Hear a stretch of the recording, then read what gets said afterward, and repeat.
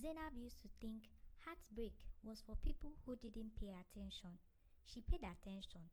She noticed patterns. She read moods. She tried not to be too much. She tried not to be too available. She tried to be the kind of woman a man would be proud to keep. So when her boyfriend Kelechi started acting strange, she told herself it was stress.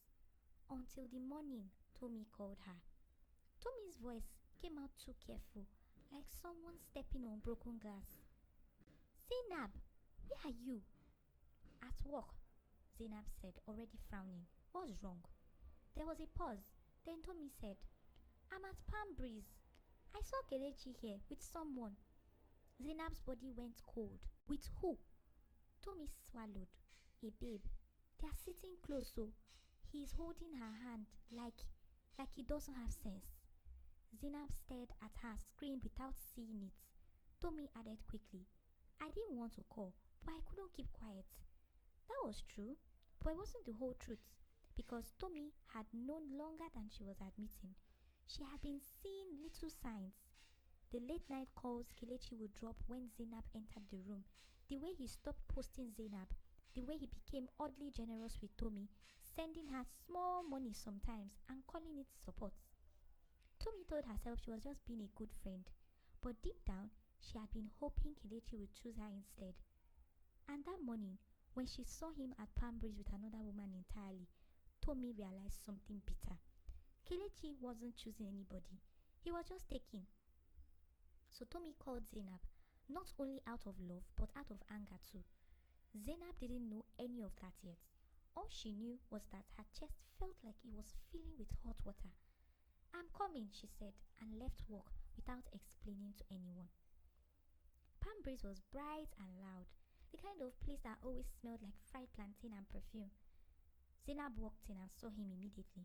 Kelechi, in a crisp shirt, laughing, leaning towards a woman with long lashes and soft hands, looking relaxed, like he had no unfinished business in his life. Zainab walked straight to the table. Kelechi looked up and froze. That smile on his face slid off like it was never real. Zainab. The other woman looked between them, confused. Zainab didn't sit. She didn't greet. So this is what you've been doing, she said. Voice steady but shaking underneath. Kelechi stood quickly. Babe, calm down. Let's step outside. Zainab stared at him. No, we'll talk here. Kelechi's jaw tightened. You want to embarrass me? Zainab laughed once. Embarrass you? You've been embarrassing me in private for how long? The woman finally spoke. Kelechi, who is she? Kelechi hesitated. That hesitation was everything. Zainab's eyes narrowed. Answer her. Kelechi exhaled sharply, like he was annoyed at inconvenience. She's my girlfriend. The woman's face changed. Your girlfriend? So what am I? Kelechi's eyes flicked to Zainab like she was the problem. Zainab leaned forward. How long has this been going on? Kelechi didn't try to deny. 2 months? Zainab's throat tightened. 2 months of lies. 2 months of I'm busy. 2 months of showing up at her house like nothing was wrong. Zainab looked at the woman. I'm sorry. I didn't know he was double dating. The woman stood up immediately, furious. So he's been lying to both of us. Kelechi reached for her arm. Relax. The woman yanked away. Don't touch me, you cheat. She stormed out. Kelechi turned back to Zainab with that same tired expression men use when they want you to be quiet. You've made your point, Zainab. Are you happy now? Zainab stared at him like she was seeing him for the first time. You're not even sorry, she whispered. Kelechi shrugged. I didn't plan it. Things like this happen all the time. That was the moment Zainab knew there was no apology coming. So she nodded slowly. Okay, she said. Then we're done. She turned and walked out, legs shaking but head high. Outside, Tommy was waiting in her car. Zainab got in and stared straight ahead, silent. Tommy started talking fast. I didn't want you to find out like this. I swear. Zainab didn't answer because her heart was breaking and her pride was holding it together with trembling hands. You see, Zainab's life looked like the kind of life people used as prayer points. Every morning she woke up early, not because life was forcing her, but because she liked order. Her apartment was always neat. Her plans were always written down. She moved through her routine like someone who believed tomorrow would be good. She didn't rush. She never needed to. Zainab dressed with care, checked herself in the mirror, and stepped out looking exactly how she wanted the world to see her. Put together, unbothered, like nothing could shake her. On her way to work, Lagos did what Lagos always does. Cars packed the road, downfall drivers shouted, street vendors weaved through traffic, and the city moved like it was late for something. But Zainab felt calm. She had work, she had plans, she had direction. At the office, she was the one people trusted. If something needed to be done properly, they gave it to Zainab. She was smart, dependable, and focused. The kind of woman her younger cousins looked at and whispered, "That's who I want to be." And she never forgot where she came from. Zainab supported her mother, Mama Sewa, the way a responsible first daughter does. Groceries, small cash, medication, Zainab handled it quietly, without making noise, because she believed family was not a burden, it was a duty. Even her relationship looked steady from the outside. Kelechi was charming, confident, and always dressed well. When they went out together, people noticed them. Some admired them, some envied them, and Zainab liked the feeling that she was finally building something that would last after so many failed relationships. Then there was Tommy. Tommy was the friend that could turn a bad day into laughter with just one sentence. They had known each other long enough to finish each other's sentences. When Zainab was tired, Tommy dragged her out. When Zainab wanted peace, Tommy brought gist. Their friendship felt solid, like something that couldn't crack. And above everything, Zainab had faith. Not the loud, dramatic kind.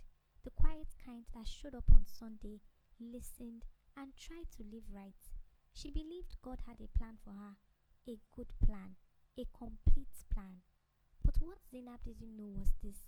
Sometimes, the life that looks perfect is only one phone call away from changing. For 2 days, Zainab didn't eat properly. She kept replaying Kelechi's face, the lack of shame, the casualness, the way he spoke like she was a nuisance. On the third night, she couldn't take her thoughts anymore. She knelt beside her bed. But it wasn't the kind of prayer her mother taught her. It was raw, angry, and rushed. "God, I'm so tired," she whispered. She wiped her face with the back of her hand. "These Nigerian men, they will drain you and they will still blame you for being tired." She didn't mean all men, but pain doesn't speak accurately. Pain speaks loud.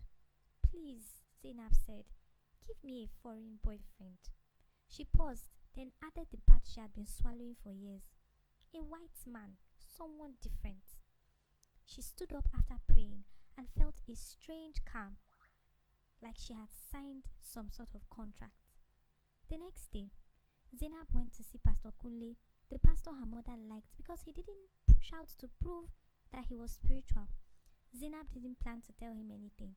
She only wanted small encouragement. But once she sat down, words fell out of her like water. When she finished, Pastor Kunle was quiet for a moment. Then he said gently, "Zainab, don't pray out of pain."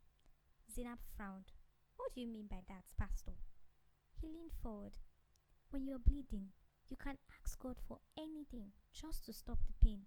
But sometimes, what you want in that moment isn't what will heal you." Zainab's eyes narrowed. "So, what should I pray for?" "A man with character," Pastor Kunle said.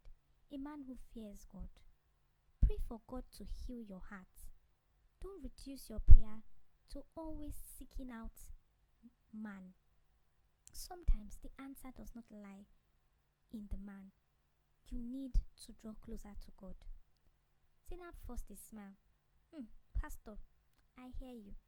But inside, she dismissed it because she wasn't looking for counsel. She was looking for a quick replacement. That weekend, Tommy dragged Zainab out. "Let's go to Elegushi," Tommy said. "If I leave you, you will suffocate in this room." At the beach, Zainab tried to smile. Tommy bought coconuts, played music, told jokes that didn't land. Then a man approached them with easy confidence. He was white, tall, and dressed like someone who knew how to look expensive without trying too hard. He said warmly, "My name is Lucas. I hope I'm not disturbing. I just wanted to say that you're a very beautiful lady." Zainab's heart stuttered. Tommy's eyebrows shot up like, "Did you see that?" Zainab smiled politely. "Thank you." Lucas switched his attention between them smoothly. "Are you both from Lagos?" "Yes," Tommy said quickly before Zainab could speak. Lucas laughed. "I'm very new here. I've been trying to meet new people. Can I join you?" They talked. He was charming, too charming. He asked Zainab what she did, what she liked. He listened like he cared. Then he said, "I've seen you before." Zainab blinked. "Where?" Lucas smiled. "Instagram. Most likely mutual friends." Zainab's stomach tightened slightly because she did not remember posting anything recently. But maybe Tommy had. Tommy posted everything, even what didn't belong to her. Tommy laughed slightly. "Ah, social media is small, oh." Lucas nodded. "Very small." He offered drinks at a lounge nearby. Not his house, a public place. He felt safer. Zainab agreed, because in her head, a sentence kept repeating, "Ah, God has answered me, oh." Very quickly, in fact. What she didn't know was that Lucas didn't meet her by chance. He had been watching her profile for weeks, saving her pictures, studying her comments, waiting for a moment to approach her like it was fate. Within days, Lucas was calling Zainab morning and night. He sent flowers to her office. He spoke big words. "I've never met someone like you. You're so different. I feel peace with you." Zainab felt chosen. After Kelechi, this felt like medicine. Tommy kept smiling, but something in her eyes looked uneasy because Lucas wasn't asking normal questions. He wanted to know where Zainab lived, who she stayed with, whether her father was alive, whether she had siblings abroad. One night, Tommy said carefully, Zainab, this thing is moving too fast." Zainab snapped. "So you want me to be single forever?" Tommy raised her hand. "No, I'm just saying, please open your eyes." Zainab didn't want to hear it. Not when it felt so good to be wanted. Then Lucas dropped the next bomb. "My visa is expiring soon," he said one evening, his face serious. "I don't want to leave you." Zainab's heart sank. "So what happens?" Lucas took her hands. "Marry me." Zainab laughed nervously. "Lucas, don't you think it's too soon?" He squeezed her fingers. "When you know, you know." And because Zainab was still bleeding from Kelechi, too soon sounded like, don't miss your miracle, oh." The proposal happened a week later in a classy restaurant on the island. Lucas knelt down with the ring. People clapped. Phones recorded. Zainab's brain screamed for caution, but her heart screamed for rescue. She whispered, "Yes." That night, when she told Mama Sewa, her mother went quiet. Then she asked one question. "Zainab, who is this man's family?" Zainab frowned. "What do you mean, Mama?" Mama Sewa held her gaze. "I mean, who knows him? Who can answer for him?" Zainab opened her mouth, then paused, because she realized something. She didn't know anything real about Lucas. Not his full name, not his home address abroad, not even one close friend she could call. And the next morning, Lucas sent a message that made her stomach twist. "We need to start your travel documents immediately. Don't involve too many people. Too many voices bring problems." Zainab stared at the message for a long time. For the first time since she met him, fear tapped her gently on the shoulder. Zainab should have listened to that fear, but she didn't. Because when you've been embarrassed, you start craving a story that proves you're still desirable. You start craving a win, and Lucas looked like a win. Lucas pushed for a very small wedding. "Let it be private," he said. "It's our love, not everybody's business." Mama Sewa didn't like it, but Zainab begged, "Mommy, please, I'm tired of people talking." So they did something small. Paperwork, a modest ceremony, a few pictures. Afterwards, Lucas hugged Mama Sewa and promised, "I will take care of your daughter." Mama Sewa looked him in the eyes and replied, Take care of her like she's your sister. Lucas smiled. Of course. Then Zainab asked the question that had been sitting in her chest like stone. My mom's medication, she said softly. You promised you would support her until I settle and get a job when we travel. Lucas nodded quickly. Yes, I won't forget. The words sounded right, but Mama Sewa still didn't relax. A week before their flight, Tommy came to Zainab's place with her laptop. I did something, Tommy said, voice small. Zainab frowned. What did you do? Tommy's eyes were red. I checked Lucas. Zainab's heart tightened. Checked him how? Tommy swallowed. I searched his name in some expert groups. His visa is an expiring story. It's not clean. Zainab scoffed. Tommy, you're overthinking. Tommy shook her head. Zainab, I'm not trying to spoil your life. I'm trying to protect you. Then she confessed the part that stung. I posted you too much, Tommy admitted, her voice breaking. That's how he found you. He has been watching you on Instagram. He didn't meet you by luck. Zainab stared at her, stunned. What? Tommy nodded, tears dropping. He DM'd me first. He asked questions about you. I thought it was harmless. Then I saw how fast he moved and I got scared. Zainab's throat went dry. So the beach wasn't fate. It was a plan. She stood up sharply. So why didn't you tell me earlier? Tommy wiped her face. Because I was ashamed. And because I thought maybe he was serious. Zainab felt anger rise, but another emotion sat under it. Fear. Still, she called Lucas. He answered calmly, like he had rehearsed. Zainab forced laughter. Babe, Tommy said you were asking about me before we met. Lucas paused for half a second, then said smoothly, Of course, I wanted to know you. Is that a crime? Zainab pressed. And the visa, is it truly expiring? Lucas smiled like she was stressing him. Why are you letting people poison your mind? We are married. Trust me. Then his voice dropped. I don't like too many voices in our marriage, Zainab. It brings confusion. The call ended with Zainab apologizing. Later that night, Mama Sarah said quietly, My daughter, love that rushes you is not always love. But Zainab had already booked her flight. The first slap was the weather. The second slap was the loneliness. Lucas's country looked clean, quiet, and controlled. Even the streets felt like they were monitoring her. On their first day outside, Zainab reached for Lucas' hand. He pulled away immediately. Not here, he muttered. Zainab blinked. Why? Lucas didn't look at her. People don't do that here. But you did it back home, she said. Lucas' jaw tightened. That was holiday mood. This is real life. Real life. Like she was the one that turned love into burden. At home, she tried to unpack her clothes. Lucas stopped her at the closet. No. Zainab laughed nervously. No what? That closet is my space, he said. Put your things in that drawer. Zainab stared. We are married, Lucas. Lucas' eyes stayed flat. Don't start. That was the first time Zainab felt it. That shift. The air changing around a man. Lucas was charming outside. He smiled at neighbors, held doors, bought groceries, posted sweet photos of Zainab with captions like, My African queen. But inside the house, he began to police her like she was an employee. What are you wearing? Who are you calling? Why are you on your phone? He insisted on knowing her passwords for transparency.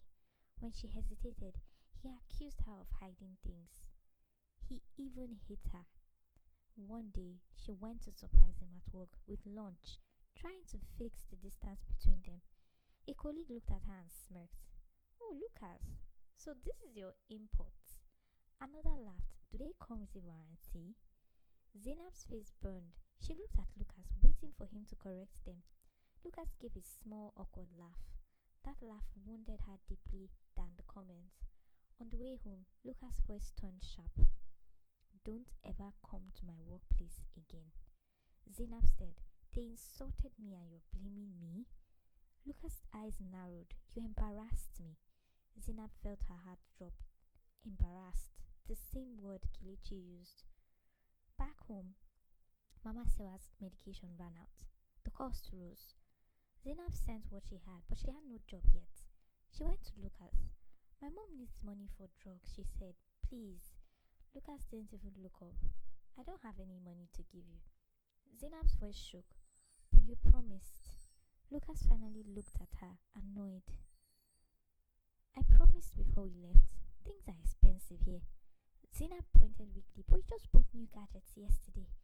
Lucas' face hardened. Don't count my money. Zainab whispered. But that's my mother. Lucas stepped closer, his voice low. If you keep pushing me, Zainab, you regret it.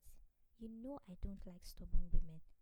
That night, Zainab cried into her pillow, not loud, quietly, because she was starting to realize she had prayed for the wrong thing and the counterfeit had come quickly. Zainab applied for a nanny job through an agency. The interview went well. The family liked her. They promised to send the offer letter by post. Days passed, no letter. Then one afternoon, Lucas left his drawer slightly open.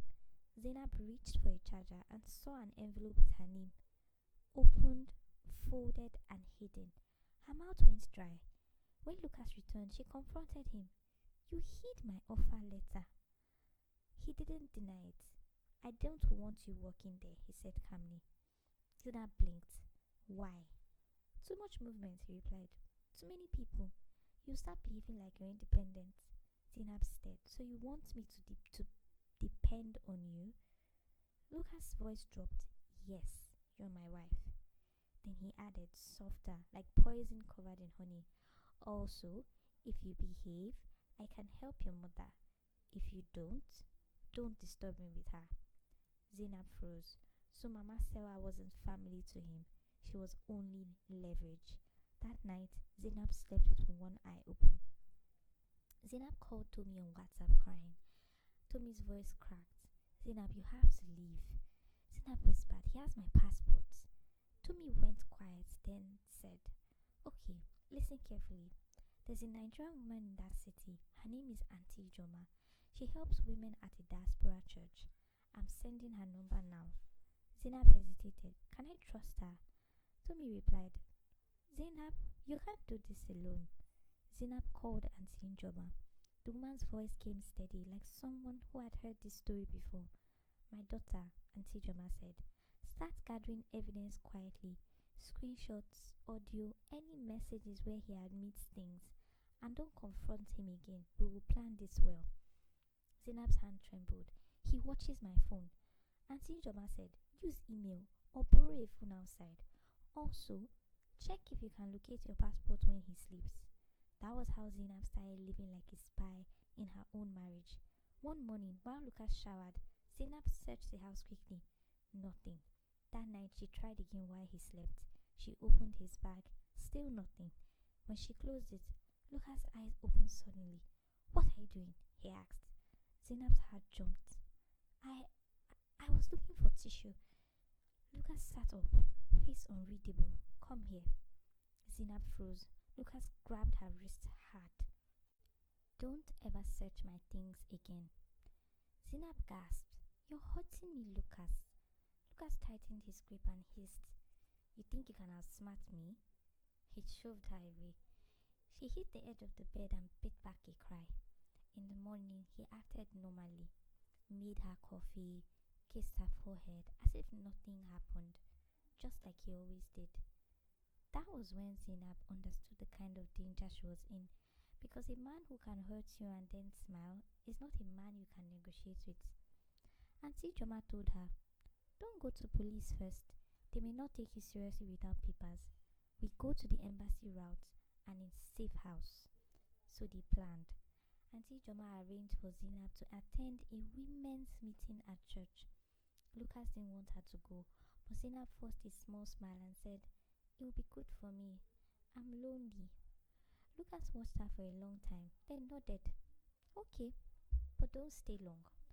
That afternoon, Zainab walked into the church hall and collapsed into tears the moment she saw other Nigerian women. Auntie Joma held her shoulders firmly. You will go home today and act normal, she said. Tomorrow, you will come with me to a place that can help you retrieve your documents legally. Zainab whispered, What if he stops me? Auntie Joma replied, Then we escalate, but we move with wisdom first. The next day, Lucas left for work. Zainab packed a small bag exactly as Auntie Joma instructed. No noise, no big suitcase, only essentials. She walked out and locked the door behind her with shaking hands. She met Auntie Joma at a bus stop and they went straight to a support center that works with domestic abuse cases and immigration issues. From there, they contacted police with stronger backing and informal reports. When police later confronted Lucas, he tried the same charm. She's emotional, she's using me, she wants papers. But this time, Zainab had screenshots, messages, and a recorded voice note when Lucas said, If you behave, I can't help your mother. The officer's face changed. They searched, and he found her passport inside a sealed section of Lucas' travel bag. Zainab held it and shook, not from cold, but from shock that she had survived. When Zainab finally landed in Lagos, Mama Sewa ran out of the gate barefoot. She didn't ask questions first. She hugged her daughter until Zainab broke completely. Later, while Zainab rested, Tommy came to kneel beside Mama Sewa. Tommy's eyes were swollen. Mama, she whispered, I'm sorry. Lucas found her because of me. I posted her. I talked too much. Mama Sewa stared at her for a long time, then said quietly, Stand up. If you truly love her, you will change. Tommy nodded, crying harder. That night, Zainab told her mother everything. The targeting, the rush, the fake visa story, the control, the leverage, the beatings. Mama Sewa listened without interrupting. When Zainab finished, she covered her face. Mommy, I thought God answered me quickly. Mama Sewa sighed deeply. My daughter, she said softly, the devil also rushes. Zainab looked up slowly. Mama Sewa continued, You prayed for white. You did not pray for kind. You did not pray for God-fearing. You did not pray for character. She took Zainab's hand. God is not desperate. God does not trap his children. Zainab's lips trembled. So why did it happen? Why did I meet the wrong person? Mama Sewa answered gently, Because you were bleeding and you wanted a quick cover. So you accepted the first thing that looked like healing. Zainab cried silently and Mama Sewa wiped her tears. Next time, she said, pray with wisdom. Pray for peace. Pray that God will guide your hearts. And try not to be swayed by the first thing you see. Pray for a man whose love doesn't demand you shrink. Zainab nodded slowly, and for the first time, her prayer wasn't about proving anything. It was about becoming whole again.